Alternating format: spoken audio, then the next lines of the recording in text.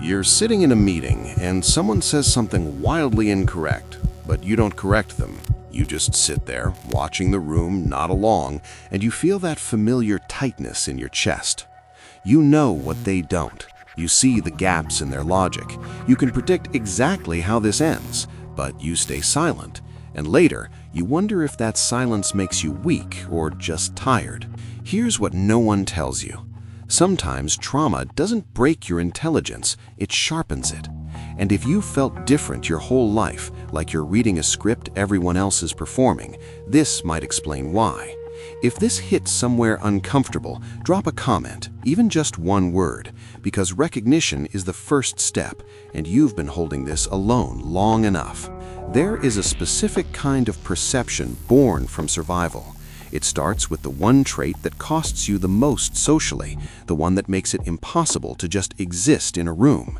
You read people faster than they can lie to you. Someone walks into a space and you already know their mood, their agenda, and whether they're going to waste your time.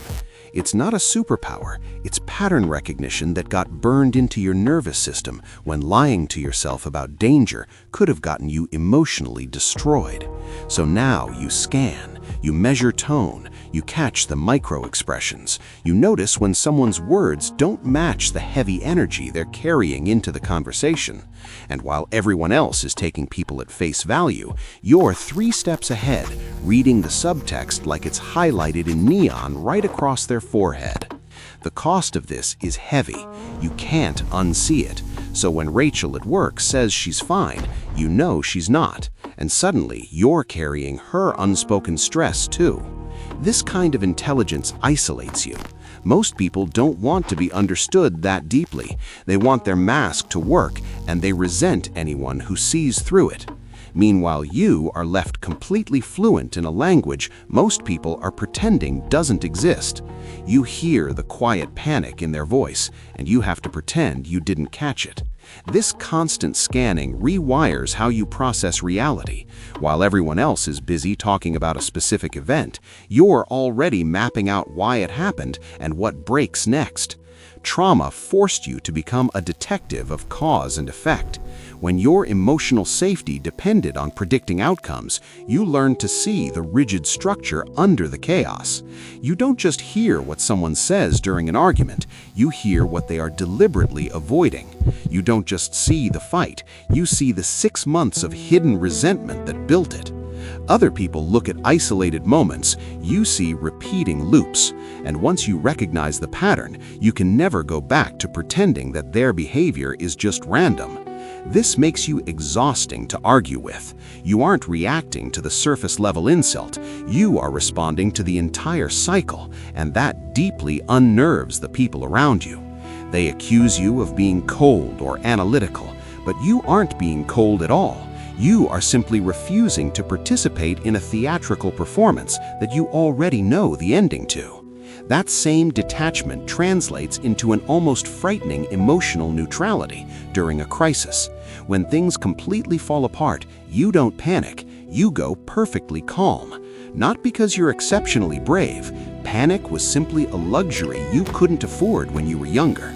Your nervous system learned to shut down the noise and trigger problem-solving mode. Tyler's car breaks down on the highway, and he's losing his mind. You are already on your phone finding the nearest tow service, calculating the cost, and rerouting the entire day. No drama, just efficiency. People constantly mistake this for not caring, but it's exactly the opposite. You care so intensely that you literally cannot afford to feel it all at once without breaking. This is what high-functioning survival actually looks like, and it's exactly why people always call you in emergencies but rarely invite you into their moments of emotional comfort. You are the designated person who handles it, and lying awake at night, that sometimes makes you wonder if anyone would ever step up and handle things for you. Tell me if you've lived this exact scenario, staying composed through something that should have broken you, only to finally cry alone in your car 2 days later when it was safe. That delayed reaction points to a surgical ability to detach. You can step entirely out of your own emotional experience and watch it happen like you're narrating someone else's life. This comes from a childhood necessity to observe yourself to survive. You learned early that your emotions weren't safe to feel out loud, so you split into the experiencer and the witness. Now you can sit in the middle of a brutal breakup and simultaneously analyze why it's happening, what role you played, and what psychological loop you are repeating. People look at your blank face and assume you are unfeeling, but you are feeling absolutely everything. You have just built a reinforced glass wall so you don't drown in the flood. The invisible cost of this? Sometimes you can't tell the difference between protecting your peace and completely disappearing from the reality of your own life. But this exact wall makes you a specialist in other people's pain. You can sit with someone's worst, darkest moment without flinching, primarily because you already live there. When Olivia confesses something devastating, you don't gasp, judge, or look away. You just nod. Your empathy isn't some performative, polite gesture. It's structural and deep. You know what it feels like to be completely alone in the dark, so you show up, steady, solid. You naturally become the exact person you needed when no one came for you. And people instinctively feel it. They tell you things they wouldn't dare tell anyone else. You become the quiet confessor, the designated safe room, the emotional EMT of your friend group. Yet almost no one asks if you are okay. You've made yourself so incredibly reliable, so unshakable, that people genuinely forget you might also be carrying unbearable weight. This is the heavy intelligence of the wounded. You learned to master the art of holding space for others precisely because no one ever bothered to hold it for you.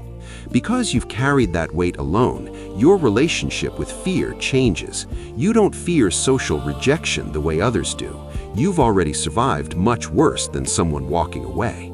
You aren't terrified of being left behind. You are terrified of staying too long in the wrong place. And that massive shift in fear changes how you navigate every relationship. Marcus ghosts you after 3 months of dating. It hurts, but you don't spiral into self-hatred. You don't beg for closure. You just go quiet, process the data, and keep moving. People call this reaction cold. It's not. It's just that your tolerance for inconsistent nonsense died a long time ago.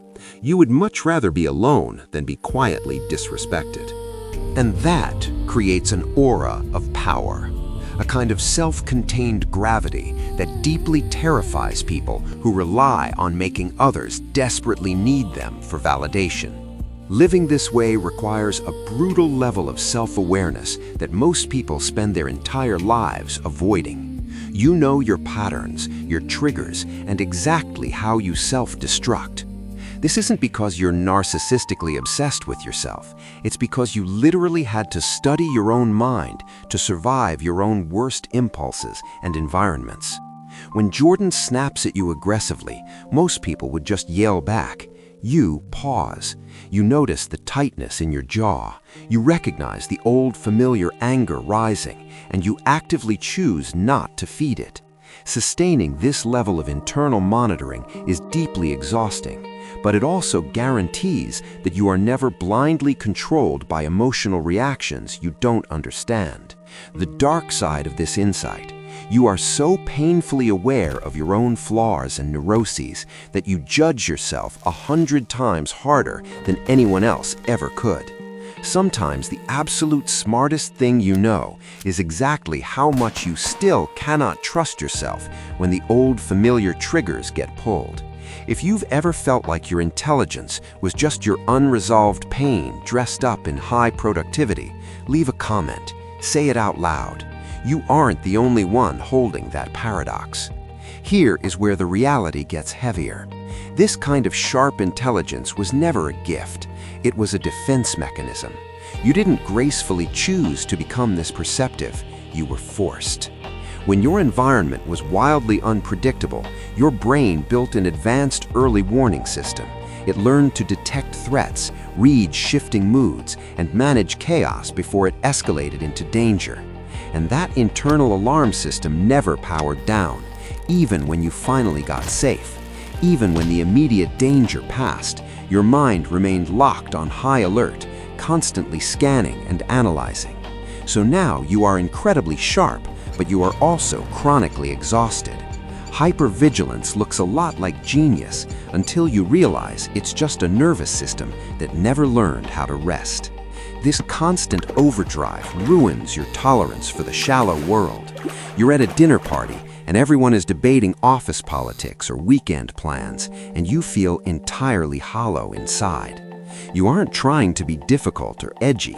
You just genuinely cannot pretend that the weather is a compelling topic when you've spent the last 10 years staring directly into the emotional void. So you naturally push conversations deep, fast, and it scares normal people. They wanted a light, easy interaction, and you accidentally brought the whole existential crisis to the table. But the few people who stay in that depth with you, they are profoundly real. And you have learned you would rather have 2 real grounded connections than 50 fragile, fake ones. Because you see that hidden depth, you end up forgiving people much faster than they actually deserve, while forgiving yourself much slower than you ever should. You understand brokenness too well. When someone wrongs you, you don't easily vilify them. You look at them and just see a damaged person repeating their own trauma. You let it go, because holding on to their poison costs you too much. But when you make a mistake, you hold that failure forever. You replay the moment at 2 a.m. You dissect your own guilt. You punish yourself in brutal ways that no one else would ever demand. This is the ultimate psychological trap of the highly perceptive mind. Your structural empathy extends infinitely outward to everyone around you, but it violently stops at your own front door. Eventually, this leads to the quietest, heaviest realization of all. You completely stop trying to explain yourself. You used to fiercely defend your boundaries and your reasons for being distant. Now, you just let people misunderstand you.